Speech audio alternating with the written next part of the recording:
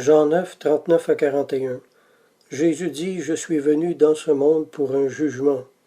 D'autres traductions ont rendu pour qu'un tri ait lieu entre les hommes, pour que ceux qui ne voient point voient, et que ceux qui voient deviennent aveugles. Quelques pharisiens, en colère, entre parenthèses, qui étaient avec lui, ayant entendu ces paroles, lui dirent, nous aussi sommes-nous aveugles? Jésus leur répondit, si vous étiez aveugles, vous n'auriez pas de péché, mais maintenant vous dites, nous voyons. C'est pour cela que votre péché subsiste. La traduction Taylor a rendu « Votre culpabilité demeure parce que vous protestez savoir ce que vous faites ». Le jugement fait vraisemblablement référence à une sentence d'endurcissement sur les rebelles. Après leur rejet du Christ, Israël a été endurci. Ceux qui n'ont pas cru ont vu un jugement être jeté sur eux-mêmes selon qu'il est écrit. Dieu leur a donné un esprit d'assoupissement, des yeux pour ne point voir et des oreilles pour ne point entendre jusqu'à ce jour. Romains 11:8. Bossuet a écrit « Jésus est la lumière à ceux qui ouvrent les yeux pour le voir, mais à ceux qui les ferment, il est une pierre où l'on se heurte et se brise. » Saint Augustin à son tour a dit « Quand l'homme découvre ses fautes, Dieu les voile.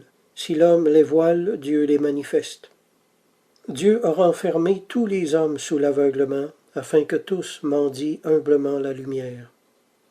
Jésus est venu justifier ceux qui reconnaissent leur insignifiance et condamner ceux qui s'enorgueillissent de leur connaissance et qui se justifient. Angèle de Foligno au XIIIe siècle a écrit « Quand je vis où Jésus fut réduit sur la croix, quant à son humanité, je commençai à entrevoir pour la première fois les dimensions de mon orgueil. » Andrew Murray a écrit « C'est l'orgueil qui a rendu nécessaire notre rédemption. C'est de notre orgueil que nous avons besoin par-dessus tout d'être délivrés. » Fin de citation. Seuls les humbles sont sauvés. Ceux qui ne font que connaître la Bible par cœur sont des aveugles. L'orgueil est si grave aux yeux de Dieu qu'il va jusqu'à permettre à un ange de Satan de souffleter et d'humilier l'un de ses plus grands serviteurs de l'époque, j'ai nommé Paul.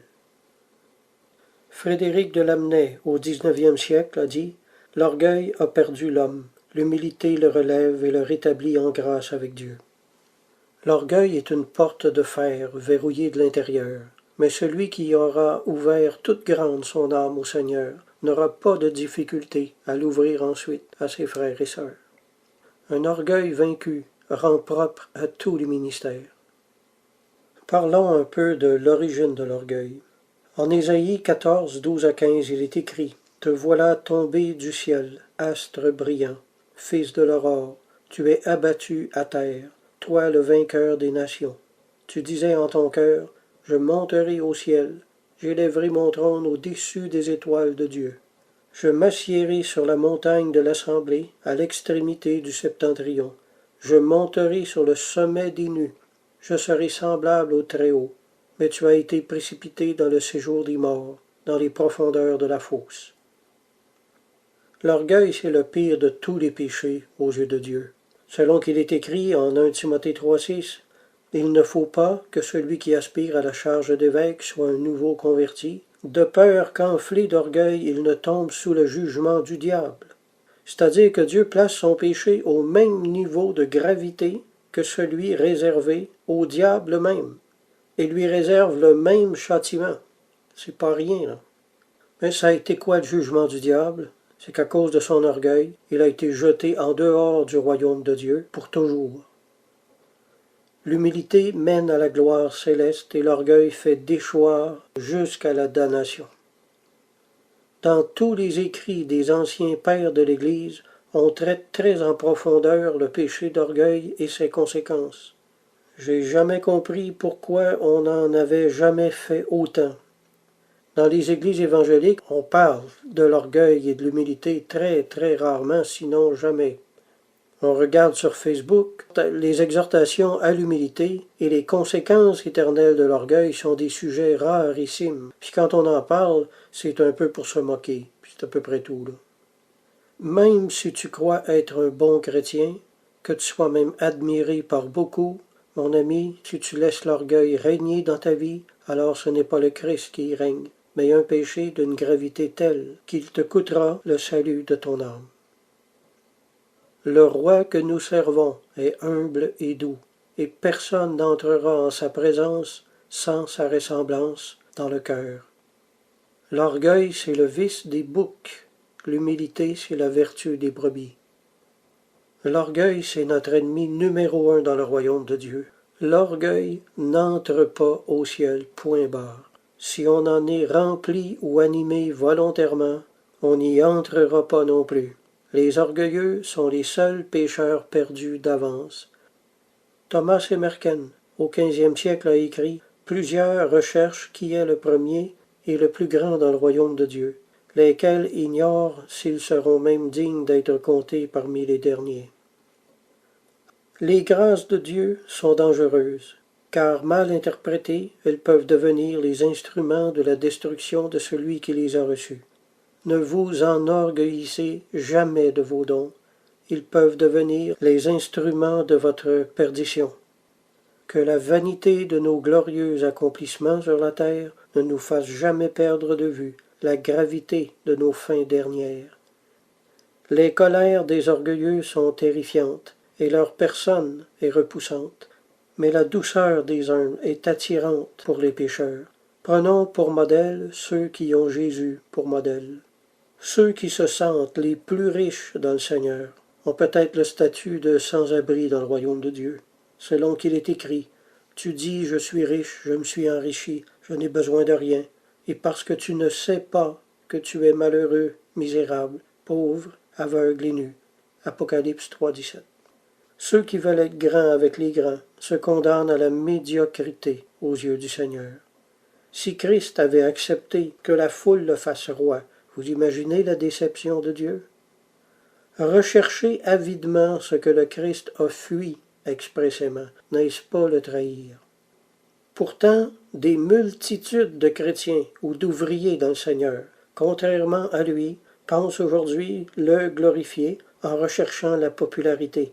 Pourquoi ce qui était terrestre, charnel et diabolique au temps de Jésus est maintenant regardé comme céleste, spirituel et divin? Pourquoi banaliser l'orgueil comme si c'était juste un petit défaut alors qu'il est la racine de tous les maux dans nos vies? On dit souvent que l'orgueil, c'est un petit défaut qui n'est pas grave. Et moi je dis qu'en changeant le mal en bien, nous nous sommes laissés glisser volontairement dans la gorge de l'apostasie. L'orgueil du cœur est la cause première de l'apostasie de l'Église dans le monde. Si l'humilité nous fait entrer dans le plan de Dieu, l'orgueil nous en fera sortir aussi certainement. Que la petite plante de l'orgueil ne s'élève pas en nous. L'orgueil est si laid arrivé à maturité. L'orgueil fait perdre l'âme plus que tous les autres péchés réunis. Les dons spirituels peuvent devenir les plus hauts remparts de l'orgueil. Le croyant qui a de grands dons accumule souvent de grandes prétentions et se croit un jour tout permis ensuite. Se glorifier intérieurement de posséder le ministère de prophète, par exemple, est souvent la preuve que l'âme est perdue. Comme il est tragique de voir un homme se jeter dans le vide du haut d'une falaise, il est encore plus triste, ô Seigneur, de voir une belle âme se laisser tomber dans l'orgueil. La correction est un rappel à l'ordre, qui fait naître une saine culpabilité, qui devient un outil de sanctification puissant quand il vient de l'Esprit Saint. Et dans la bouche d'un homme qui est pauvre en humilité, les paroles culpabilisantes créent uniquement la mort. Rien de bon n'accouche jamais d'un cœur qui ne l'est pas. Parabole du pharisien et du publicain, que l'on retrouve en Luc chapitre 18. Il dit encore cette parabole en vue de certaines personnes se persuadant qu'elles étaient justes et ne faisant aucun cas des autres. 2 hommes montèrent au temple pour prier. L'un, qui aurait mieux fait de rester chez lui, était pharisien, et l'autre publicain. Le pharisien debout priait ainsi en lui-même. « Ô Dieu, je te rends grâce de ce que je ne suis pas comme le reste des hommes, qui sont ravisseurs, injustes, adultères, ou même comme ce publicain. Je jeûne 2 fois par semaine, je donne la dîme de tous mes revenus. » Le publicain, se tenant à distance, n'osait même pas lever les yeux au ciel, mais il se frappait la poitrine en disant « Ô Dieu, sois apaisé envers moi qui suis un pécheur. Je vous le dis, celui-ci descendit dans sa maison justifié plutôt que l'autre, car quiconque s'élève sera abaissé, et celui qui s'abaisse sera élevé. Grégoire le Grand, en commentant ce passage des Écritures, a écrit « Ainsi, par la vanité, il a donné à son ennemi d'entrer dans la ville de son cœur, qu'il avait pourtant si bien verrouillée par ses jeûnes et ses aumônes. Toutes les autres précautions sont donc inutiles quand il reste en nous quelque ouverture par où l'ennemi peut entrer. Ce pharisien avait vaincu la gourmandise par l'abstinence, il avait surmonté l'avarice par la générosité, mais combien de travaux en vue de cette victoire ont été anéantis par un seul vice, par la brèche d'une seule faute. C'est pourquoi il ne nous faut pas seulement penser à pratiquer le bien, mais aussi veiller avec soin sur nos pensées, pour les garder pures dans nos bonnes œuvres. Car si elles ont une source de vanité ou d'orgueil dans notre cœur, nous combattons alors seulement pour la vaine gloire, et non pour celle de notre Créateur. » Fin de citation. Quand on considère que dans cette parabole, l'orgueil est un chemin de perdition, et que l'humilité est le chemin du salut, c'est donc pas une question à prendre à la légère. Les pécheurs humiliés seront les premiers à entrer dans le royaume de Dieu. Cette parabole nous enseigne également que de vivre loin du péché ne signifie pas toujours être près de Dieu. Loin de là. Être saint et propre juste nous en éloigne encore plus. Mais toute faiblesse avouée au Seigneur avec sincérité reçoit de lui une parole justificatrice. Le pharisien était certes loin du péché, mais il en concevait de l'orgueil, qui se traduisait en mépris pour les pécheurs, ce qui le ramenait à la case départ et faisait de lui le pire des pécheurs. Le publicain, lui, était encore très très loin de la sainteté, mais grâce à son regard honnête et humble sur lui-même, il se plaçait dès lors au centre même du cœur de Dieu. Alphonse Rodriguez, au XVIe siècle, a écrit « La tentation accomplit encore dans plus d'une âme un travail que rien ne remplace. Il se trouve des âmes droites mais fières, qui ne peuvent arriver à l'union divine que si elles ont été terrassées et abattues. Il faut qu'elles aient touché du doigt l'abîme de leur faiblesse, et comme expérimenté leur dépendance absolue de Dieu, afin qu'elles ne s'appuient plus sur elles-mêmes. Seule la tentation leur fait mesurer leur impuissance. Quand ces âmes sont ballottées par la tentation, elles éprouvent la nécessité de s'humilier. Et parce qu'elles se sentent au bord de l'abîme, un grand cri s'échappe d'elles à ce moment et monte vers Dieu. Et c'est alors l'heure de la grâce. La tentation tient ces âmes en éveil sur leur faiblesse et entretient en elles un constant esprit de dépendance envers Dieu. Pour elles, la tentation est la meilleure école d'humilité. Fin de citation. À cause de leur cœur humilié, une foule de pécheurs sont aujourd'hui plus près du cœur de Dieu que beaucoup de gens d'Église. Hélène Vassaux a dit « Même si sa sainteté est réelle, elle se souille par le propre œuf de son orgueil. L'orgueil est le père de tous les péchés, et posséder toutes les vertus pour en finalité s'en enorgueillir, c'est aboutir à la dépossession totale de toutes ces dernières. » Fin de citation. Toute âme est sale à proportion de son orgueil, et belle à proportion de son humilité. Hélène Vassaux a encore dit « Tel homme est saint aux yeux de Dieu, bien qu'il soit peut-être bourré de défauts de faiblesse dont il se frappe lui-même la poitrine. » Fin de citation. C'est par les tentations que notre Père céleste nous la révèle à nous-mêmes. Le commencement de la sanctification, c'est la tentation. La tentation donne la connaissance de soi-même, et l'humilité est une porte qui s'ouvre et donne sur une grande lumière. Augustin a écrit « On t'ordonne à toi d'être humble. Connais que tu es homme. Toute ton humilité consiste à te connaître. » Fin de citation. Par les humiliations, nos yeux s'ouvrent sur la connaissance de soi, et la connaissance de soi devient le commencement de la connaissance de Dieu. Quand le Seigneur s'est révélé à moi à l'âge de 18 ans, son esprit m'a profondément convaincu de mon pitoyable état spirituel devant lui et de mon profond état de péché. C'est la toute première chose que le Seigneur m'a révélée, mon état réel devant lui. Il m'a montré ce que j'étais. Il m'a montré comment il me voyait.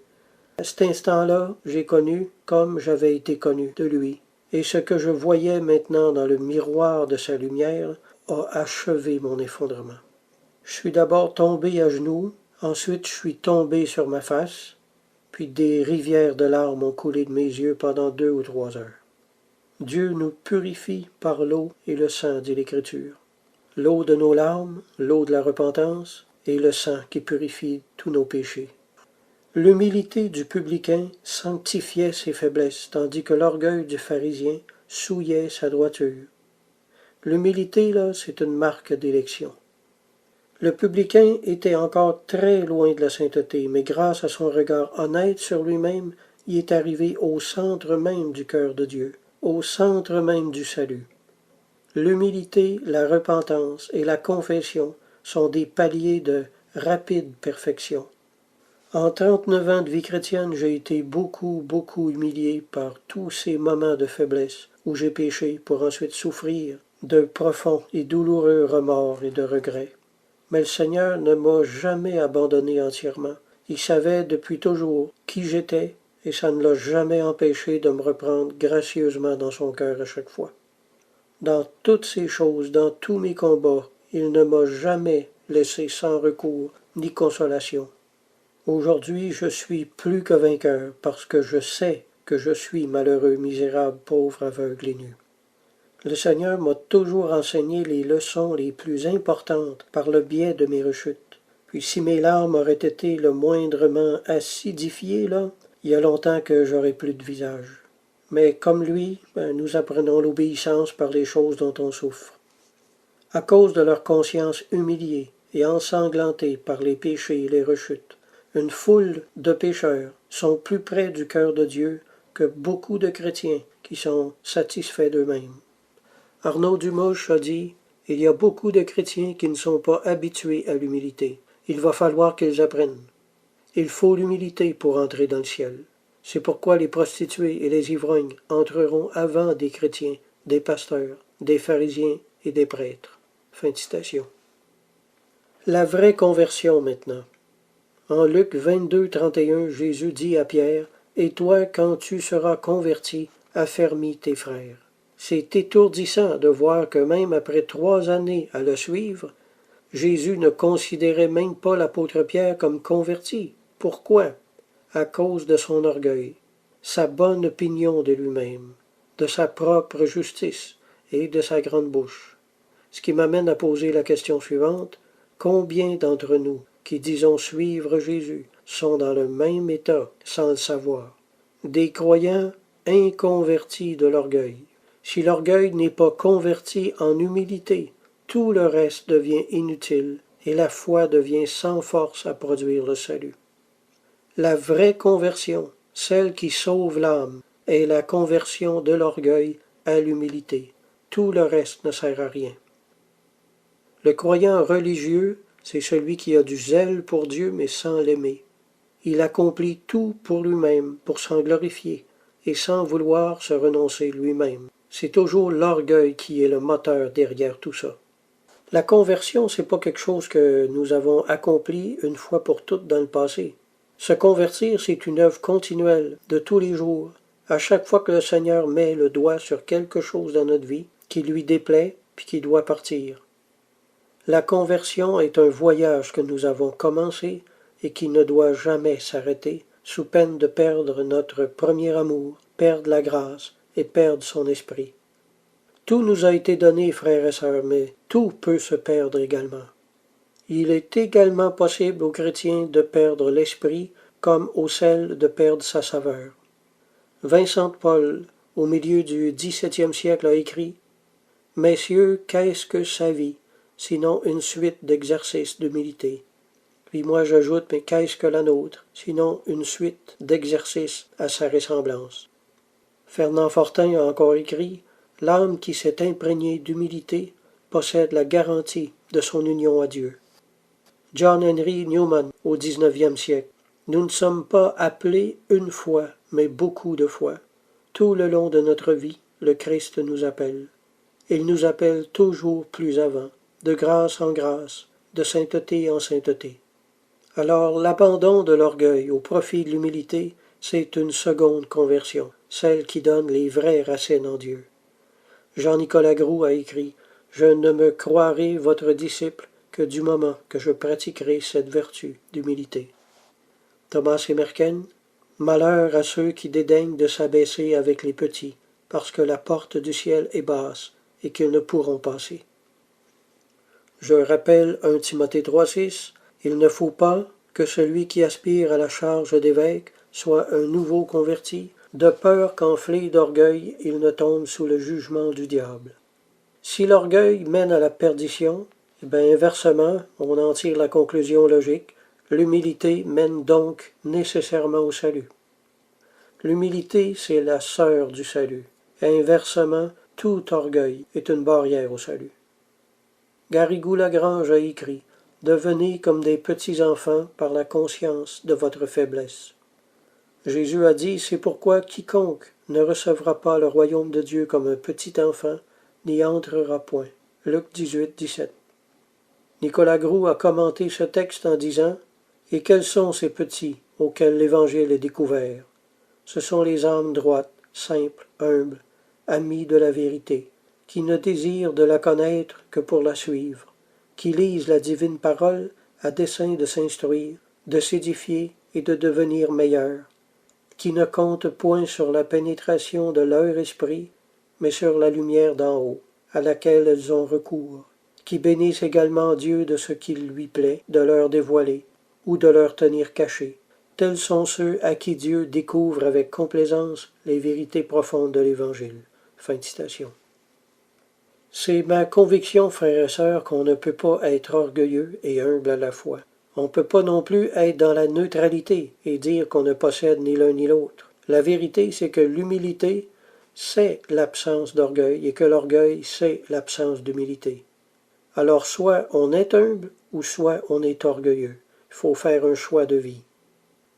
Beaucoup de chrétiens marchent dans l'orgueil au milieu de leurs frères, et certains prêchent même l'Évangile à d'autres, mais n'y auront pas la moindre part au jour du Seigneur. L'humilité était le vêtement du cœur du Seigneur. Refuser de porter ce même vêtement durant la vie, c'est se fermer la porte dans l'éternité. La royauté, c'est en la refusant sur la terre qu'elle lui a été donnée dans le ciel. Pourquoi recherchons-nous un autre chemin? Le disciple veut être plus grand que son maître aujourd'hui. C'est la tragédie de tous les siècles dans l'Église. Si Christ est l'auteur et le consommateur de la foi, l'orgueil en est le dévoreur. La poursuite de l'humilité est la sauvegarde de notre salut. Vous avez entendu dire « hors de l'Église, point de salut », disait saint Augustin. Moi je dis « hors de l'humilité, point de salut ». Petits enfants, mes frères et mes sœurs, si vous avez péché, apportez-lui vos larmes, et Christ apportera le sang qui purifie de toutes les fautes, de tous les péchés et de toutes les faiblesses. Jésus a dit à ses disciples, si vous ne vous convertissez de votre orgueil, entre parenthèses, et ne devenez humbles comme des petits enfants, vous n'entrerez point dans le royaume de Dieu. Jésus s'adressait pourtant ici à des hommes qui guérissaient les malades, chassaient les démons, puis qui étaient dans le ministère à plein temps, là. Jésus était content qu'ils travaillent à sauver les autres, mais il ne voulait pas que cela les aveugle au point de se perdre eux-mêmes. L'humilité est donc nécessaire au salut. L'humilité est la matière première de notre relation avec Dieu. C'est par un acte d'humilité que nous sommes entrés en relation avec Christ. C'est par l'humilité que nous bénéficions de la grâce de marcher quotidiennement en lui, et c'est dans la même humilité que les ministères s'exercent. Et si en quelque endroit nous sommes sortis du sillon de l'humilité, alors nous sommes sortis de Christ. C'est par l'humilité qu'il demeure en nous et que nous demeurons en lui. La grâce nous a été acquise par l'humilité de notre conversion, et c'est en maintenant notre cœur en elle qu'elle nous maintient en lui. C'est par l'humilité que le Christ est venu habiter en nous, et c'est par notre humilité que nous le retenons en nous. Le retour à l'orgueil est un retour dans le monde. En s'admirant lui-même, l'orgueilleux perd l'amour de Dieu. L'Évangile selon Luc nous enseigne donc que l'humilité est tout aussi nécessaire au salut que ne l'est notre foi. L'orgueil est preuve de perdition. L'acte d'humilité posé devant Dieu à la conversion nous a placés dans sa faveur et à l'entrée du chemin du salut. Les Écritures nous présentent le salut comme une porte, comme un chemin et comme la ligne d'arrivée tout à la fois. De même, la perdition est une décision, elle est une façon de vivre et elle est un jugement final. Si l'humilité nous fait entrer dans le plan de Dieu, l'orgueil nous en fait sortir aussi certainement. L'orgueil est la cause première de l'apostasie du cœur. À celui ou celle qui veut vraiment grandir en humilité, je conseille une lecture lente de l'Évangile selon Luc. Cet évangile, c'est l'évangile de l'humilité. L'humilité y est le thème principal de tous les enseignements du Maître. Personne ne peut lire cet évangile sans devenir plus humble. L'humilité, le sentiment de sa petitesse, de son insignifiance propre, permet ensuite au Seigneur de déverser en nous toutes sortes de trésors. L'humilité, c'est l'unique point de départ de toute vraie spiritualité. Avec elle, nous construisons avec de l'or, de l'argent et des pierres précieuses. Sans elle, nous construisons avec le bois, la paille et le chaume. Sans humilité, nous perdons toutes nos récompenses. Tout orgueil est un échec à la grâce de Dieu. L'humilité n'a pas un beau visage attirant, elle est même effrayante, mais elle est belle de par son intérieur, elle est toute glorieuse en dedans. Il faut l'aimer de tout notre cœur. C'est l'Esprit de Jésus qui mettra cet amour dans nos cœurs, car personne ne peut de lui-même la rechercher, car elle n'a rien pour attirer les regards, et son aspect n'a sûrement rien pour plaire à la chair. Mais lorsqu'on en vient à entrevoir, juste une petite fois, une partie de sa beauté spirituelle, à quel point elle est pleine de grâce, c'en est fait. Nous nous mettons à la poursuivre comme tous les trésors du monde. L'humilité s'acquiert par les humiliations. La vie en est quotidiennement faite. Dans l'âme humble, les dons de l'esprit viennent et reviennent en toute liberté. Fernand Fortin a écrit « L'unique ambition de l'humble n'est-il pas de laisser à Dieu le soin de son éducation ?» C'est dans la poursuite de l'humilité que le chrétien trouve son vrai sens des valeurs. En conclusion, si notre plan du salut n'inclut pas la nécessité de s'humilier devant notre Créateur, vous prêchez l'Évangile en vain, et vous faites croire les gens en vain. Prière. Seigneur, merci de me laisser vaincu par certaines faiblesses, certains défauts et certaines lâchetés. Il est bon et juste que j'en sois affligé dans ma conscience. Merci de me faire sentir ma petitesse par mes manquements, et merci pour la précieuse humilité qui se creuse dans mon cœur par leurs effets. Humilité bien-aimée, je ne t'aurais jamais connue sans mes faiblesses. Sachant que l'humilité rend l'âme belle à tes yeux, je porterai désormais la croix de mes manquements avec sérénité, et je supporterai avec acceptation les culpabilités qui s'y rattachent et que je mérite si réellement. La culpabilité accomplit une œuvre douloureuse, mais nécessaire en moi. Je maudis ces faiblesses qui m'empêchent d'être le saint que je voudrais, et je les bénis tout à la fois pour l'humilité dans laquelle elles me protègent de l'orgueil, qui est bien pire que tous mes péchés. Amen.